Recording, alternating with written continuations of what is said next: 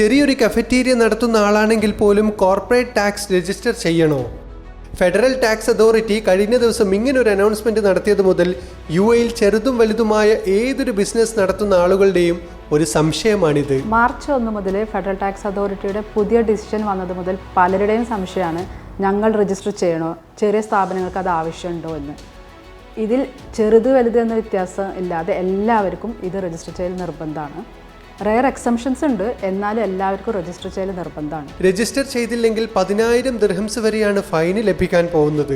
എന്നാൽ രജിസ്റ്റർ ചെയ്യുന്ന എല്ലാവരും കോർപ്പറേറ്റ് ടാക്സിന്റെ പരിധിയിൽ വരുന്നവർ ആവണമെന്നുമില്ല. രജിസ്റ്റർ ചെയ്തവരൊക്കെ റിട്ടേൺ സബ്മിറ്റ് ചെയ്യണം. അതിലൊരു സ്ലാബ് കൊടുത്തിട്ടുണ്ട് ഗവൺമെൻറ്റിന്. അതായത് 3,70,000 മുകളിൽ വരുന്ന കമ്പനീസ് മാത്രം കോർപ്പറേറ്റ് ടാക്സ് അടക്കേണ്ടതുള്ളൂ. അതിന് മുകളിൽ 9% ആണ് ടാക്സ് അടക്കേണ്ടത്. എത്രയും പെട്ടെന്ന് രജിസ്റ്റർ ചെയ്യുന്നതായിരിക്കും നല്ലതെന്നാണ് ഇതുമായി ബന്ധപ്പെട്ട വിദഗ്ധർ അഭിപ്രായപ്പെടുന്നത്.